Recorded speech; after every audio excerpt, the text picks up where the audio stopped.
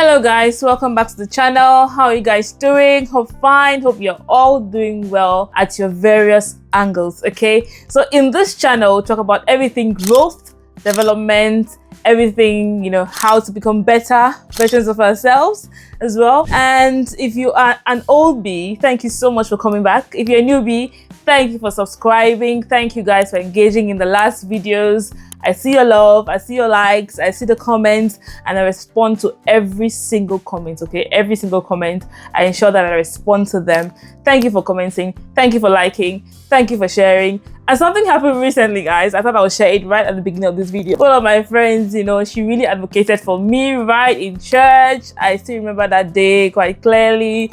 Like just sharing the videos. I upload every Sunday, okay? So we're in church while the video went up because I program it to upload automatically every Sunday. And she just advocated for everyone sitting around us to subscribe to the channel. And that was really sweet. Thank you, sis. I see you. I love you right back. Thank you so much for promoting the videos. And thank you for just bullying them to subscribe in that minute. She literally took their phones and said, subscribe now. And they did. So please share as well. You might not do the same thing she did, but please share on your timeline, subscribe and like. Okay, that out of the way, let us get into the nooks and crannies, that's how they say it, of the video. Okay, so today guys, we'll be talking about unlocking your potential, personal development for nurses. Okay, are you a nurse out there? You're looking to develop yourself, your career, you're looking to advance, become better just for yourself. Okay, this video is worth watching. Okay, so most often guys, this topic is really overlooked. Personal development for nurses is more than going for CPD, it's more than attending those mandatory courses. Yes, those ones that you are attending and frowning, those study days that you don't want to go for and you feel like they're not even related to your job. I feel you, especially if you're in the NHS. You will do trainings and they will just train you on everything, and it's got its good sides for you to have an idea of what's going on around you, even though it might not be directly related to your job. But sometimes you feel like, oh my god, this is so much information, this is like a lot, way beyond the scope of my practice. Yeah, so it is more than that. Okay, I'm just trying to say that personal development is more than just attending those mandatory courses, going for those mandatory induction sessions. It's more than that. Okay, it's more than just getting that information in. It is more intentional, it is more tailored towards where you want to be and what you want to become. Okay, so it's more in that light. So if you're looking to grow personally, stay tuned and keep watching. A quote which I discovered recently and I thought to share with you guys as well. It says, personal development is key to professional success. Okay, so what this means is that when you develop yourself personally, it automatically shows in your professional life. So you automatically see changes in your career, in your business, in your whatever you do for a living. Automatically, if you're ministry, whatever you do, once you develop yourself personally, it has this direct positive effect and outcome in your professional well-being as well, in your professional life. So this is a very, very important topic, and I feel like each and every one of us as nurses, as career people, should be able to invest in it. Okay, the first thing we'll be talking about, the part one of this video, is why personal development matters. Like, why should we even develop ourselves personally? Why should we even bother? Why does it matter? Okay, and the simple and straight answer is that it helps in growing your confidence. Okay, if you're someone who lacks confidence, because I've noticed that sometimes we lack confidence, especially as ethnic minority nurses or healthcare providers, because first of all, the stereotypes that people have when it has to do with ethnic minority workers or nurses, to be specific, people feel like, okay, we are not up to standard. You already come into the profession with people judging you, okay, already in their minds that, oh my god, this person is not even from here, they have a different skin color, whatever it is, whatever personal characteristic they label you with, and they begin to feel like you might not be able to meet up to the requirements of the job based on just looking at you, not even listening to what you have to say, or even working with you for a day or something. They just already on day one, first impression is that you're not up to standard. Okay, not everyone, but some people really have that stereotype, and you don't blame them. Sometimes it's just from background, from misbeliefs, misconceptions and things like that. So sometimes when you build yourself and you know yourself, you know what you bring to the table, that helps build your confidence even more. It helps you to be able to challenge those barriers that help you step up the ladder as a nurse, okay? So personal development, first and foremost, helps you to build your confidence. It helps you to show up knowing that you know what you're doing, you know what the job requires you to do, and you're actually meeting up to the standards. And once that is very, that is very visible, it is felt. If you've got self-confidence, it's something that does not hide.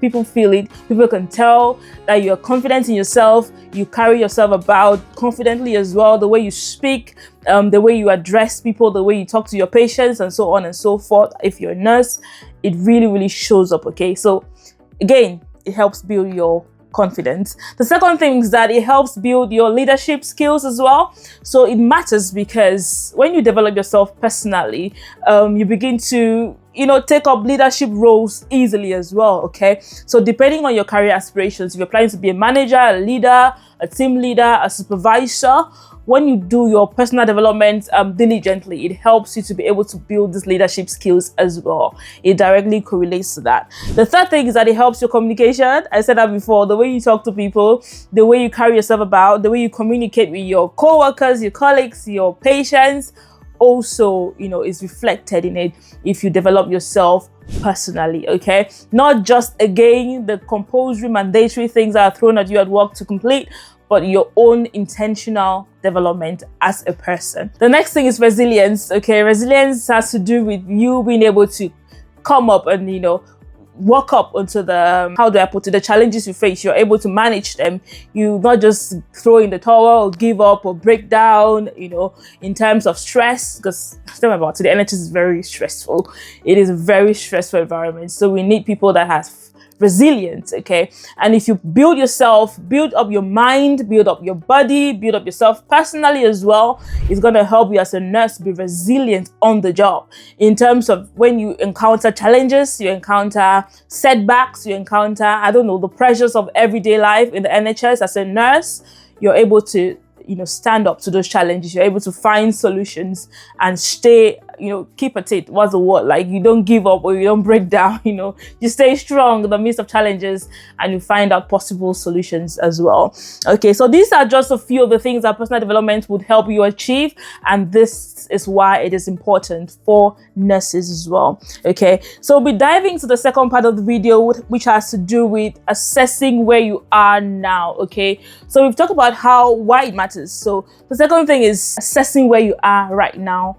I always know that before you can move from where you are right now to where you want to be, you need to know where you are, isn't it? You need to know the starting point. Where am I right now? And knowing where you are at the moment as a nurse before you even start thinking about developing yourself is about knowing your strengths and your weaknesses, okay? So discovering yourself, learning more about yourself. I really love those courses where we go on that teach you about your personalities as well. Your personality type is very important because it helps you discover who you are.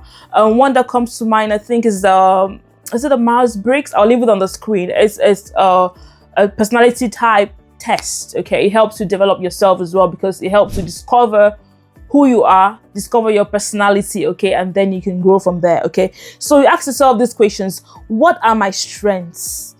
Where do I feel stuck? What skills do I need to move to the next level, okay? These three questions are very key. What your strengths are. What are the things I do without even bulging? I do without thinking about it. Things that I do effortlessly, okay? Because sometimes you overlook these things because you might think everybody can do it. No, everybody cannot do it, okay? It's when you see someone in that particular situation and the person does not really handle it like you would effortlessly, then you begin to realize, oh my God, not everyone can do that, okay? So you've got your unique strengths, you've got areas where you can do things without even thinking about it. Some challenges that you can solve without even, without stressing too much about it. So those are your strengths, okay? Assess what your strengths are. And then your weaknesses as well, which is the places where you feel stuck. For example, If you're trying to, I don't know, maybe your weak point is communicating with hierarchy or with your boss, okay, that might be your weak point, having that face-to-face communication with someone higher than you on the ladder. If you're in NHS, you know that people are in bands, okay, so a higher band, or your band 7 or band 8, okay, having a conversation with them, especially if you're confronting them for something or you're challenging behavior of a senior manager or something like that, that might be your weakness. You don't really know how to come across or how to structure that conversation. So realizing that alone is already the first step to your personal development in that area. You've been able to identify that, okay, I have a problem with this. I am not able to effectively communicate my worries, challenges, queries, issues to a senior manager, and I need to build myself in this area. So that is just that's an example, okay, of something that you need to identify and then see how you can work towards developing in that area, okay. And then what skills do you need to be able to get to the next level? So if you realize that, okay, that is your problem, then the next thing will be to find out, okay, what do I need to do to be able to solve this problem, to be able to turn this my weakness into a potential strength, okay? So that's it. So in the example we used above, you can go on for communication courses. There's a course in the NHS called Coaching to Care. It is very, very good. I attended it as well, and it has some modules as well on communicating with a senior manager and raising concerns to someone who is really, really top and above you, how to structure your conversation, and if you're struggling with it as well, they've got templates, they've got different things that you can practice. I think we even had scenario-based occasions as well, where you could actually practice those conversations with someone in the group, and, you know, like role play. I know not everybody likes role play, but that really helps some people to be able to, you know, get it done, do a rundown of it, and, you know, and eventually get to do it in real life, if and when it does happen. Okay, so that's it for that one. So part 3, you'll be going into setting SMART goals. Okay, remember? So when you've discovered, you know, explain why personal development matters for nurses, and then you've been able to assess where you are at the moment, you've assessed your strengths, your weaknesses, and you've assessed and you've seen where you want to be, the next level you want to go to. The next thing will be to come up with SMART goals, okay? So building your skills, building SMART goals. So building SMART goals is what we talk about most of the time. If you've done your performance appraisal in the NHS, you realize that they talk about SMART goals a lot during appraisals, during one-to-ones, and all of those things, okay? So we all know what SMART goals are, okay? So specific, measurable, achievable, realistic, and time-bound, okay? You should have a time frame you're looking to achieve that goal. So it is a very key step to your personal development as a nurse, okay?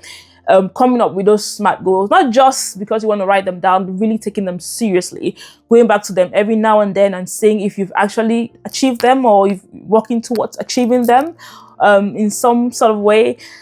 Oh, guys, I'm a manager myself, and it breaks my heart when I'm doing a one-to-one with, you know, the people I manage, and they are so, is it lackadaisical? They're so they're not even enthusiastic about their objectives. You know, sometimes we're setting the same objectives over and over again and not really meeting them. And I was a little bit cross the last time I had a one-to-one one of my colleagues, because it felt a little bit like routine, like tick box, and that's not what an objective should be. It should be something, that's why I let people make their objectives for themselves, because it should be something you really want to do. So my key tip is that build an objective that you really, really, really want to work towards, not just something random to tick the boxes. It should be something that you really want to do, something you're passionate about. So that's why you have to pick the objectives for yourself and set it yourself, just with the guidance of your manager, of anyone supervising you, okay? So that out of the way, I would say that build a SMART objective, okay? An example would be that you would like to complete a mentorship course within the next, 6 months, to be able to better support the students that you're working with on the wards if you are a ward nurse. So that's a SMART objective, okay? It's specific. You're saying that you want to complete the mentorship course. It is time bound because you're saying that, you know, you want to do it within the next 6 months, or let's say maybe by October or something like that, by November. So it is very, very time bound as well. It is realistic. It's something that you can actually do. You can actually go for that mentorship course. Okay, it is achievable. Again, you can achieve it because mentorship courses exist. Okay, and you might be looking at a specific one you want to attend, and so that constitutes a SMART objective. Okay, that you can write down and work towards as a nurse. Okay, so part 4 of the video, we'll be talking about building your skills. Okay, so building your skills sort of ties with the SMART objectives as well. Okay, so building your skills will have to do with something like, I don't know, shadowing a senior manager, shadowing someone on your word in a particular way that you might not, maybe in a particular area that you might not be very, very conversant with. You can actually shadow someone in that area. Again, going for online courses, like I mentioned before. A good one I recommend is the NHS Elect. They are very, very good. I'll put their title on the screen as well. It's called NHS Elect. Okay, they have free courses in different areas: leadership, management, communication, confidence. Oh my god, I think about the courses on confidence. It was really, really good. In that moment, my confidence felt like higher than it was before that course. So it had an immediate impact on me. So that was really, really, really good. They have different courses in different areas, and they are very bite-sized courses. So you can take 30 minutes, 1 hour of your day just to complete one of the courses. They're all on Teams, so you can attend it wherever you are. Okay, they're all virtual courses and they're live. They also have recordings as well that you can watch back, so that is a very good one.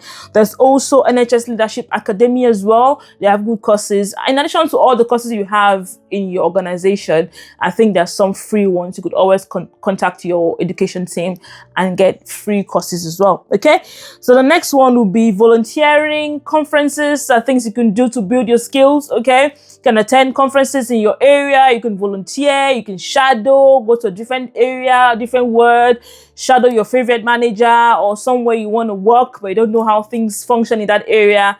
Just ask for a shadow shift, go there for a few hours and learn about how that person works and how that department functions. Okay, that helps as well to build your personal development.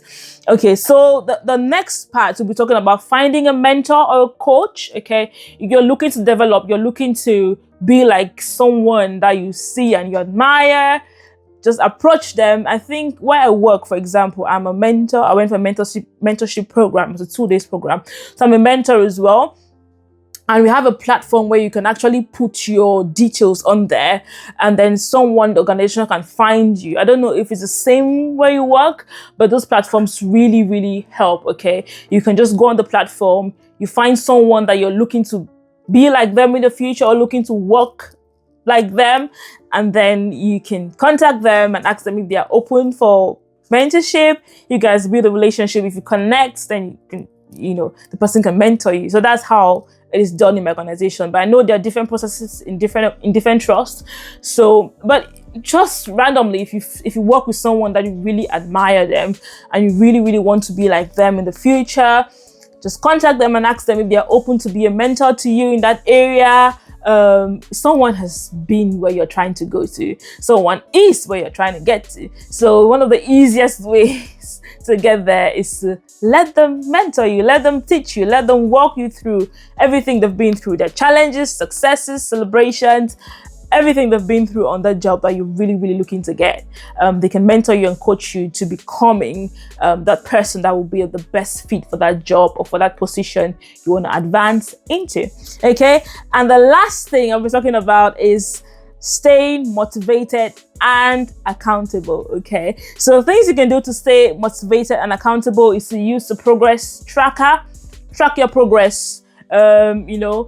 You'll be surprised at how far you've come. I was thinking back as well, my own career, and I began as a support worker on the wards. That's about 4 years ago now. Okay, so I was still not a nurse. I was still, struggling to get my PIN, and then after that, I became a nurse, you know, got my PIN. Then I moved on to be a clinical skills trainer after working on the wards for a while. And then I moved on to become a manager in research. So it's been a journey. I didn't just start all of a sudden from here. But if I don't look back and track my progress, I wouldn't appreciate how far I've come, if that makes any sense, okay? So I have a progress tracker, I have a journal, and then you can be able to celebrate your achievements, okay? Which is for me the biggest thing. Celebrate the little achievements you've made, the little wins. Talk about them during your team meetings, you know. Appreciate others as well. That helps you develop as a nurse, okay? So also the last thing will be to set monthly reflections. Like I just said before, reflect back every month and see the progress you've made. That would help you stay motivated and accountable. You will not, because sometimes life has a way of making you look at the dark side of things and look at the things that are not working. But when you look at the things that are actually working, no matter how small, that will keep you motivated and accountable. And there you go, guys. I hope I have given you a few points that can help you develop personally as a nurse and in turn develop as well in your professional career, okay? Thank you so much. So I will leave you with this quote, okay? Unlocking your potential as a nurse isn't just good for your career, it improves patient care, boosts your confidence, and keeps you inspired in a challenging but incredible profession, okay? So I hope you feel a little bit motivated after watching this video, and I hope you're going out there to make personal development, personal progress, career progress in whatever you're doing as a nurse, okay? Thank you so much for watching, guys. And if you have any other tips that you'd like to share with us, or any other ways you've used to develop yourself personally, win successes that you like us to celebrate with you, please drop them down in the comment section, and I'll be happy to read about how you're developing in your career and how you're developing personally as well as a person. Thank you so much, guys, and I'll see you in the next video. Take care. Bye, guys. Please like, share, and subscribe. Share and subscribe. Please share the video, like, and drop a thumbs up, okay? Also, I'd like us to chat down below, so please drop comments. Bye, guys. Take care.